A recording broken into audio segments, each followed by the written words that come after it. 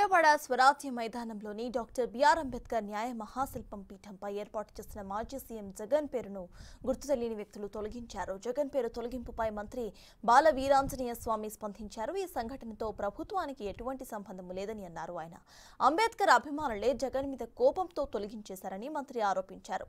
అంబేద్కర్ పేరు కన్నా జగన్ పేరు పెద్దగా ఉందని ప్రభుత్వానికి అనేక ఫిర్యాదులు వచ్చాయని మంత్రి అన్నారు.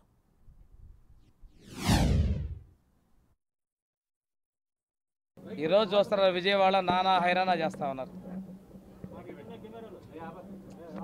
ఏం జరిగింది విజయవాడలో మీ అందరూ తెలుసుగా.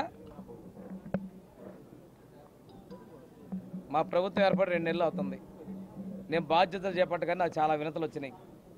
అంబేద్కర్ గారి పేరు కన్నా కూడా ఆనాటి ముఖ్యమంత్రి పేరు చాలా పెద్దదిగా ఉంది, తొలగించబడి వినతులు వచ్చినాయి.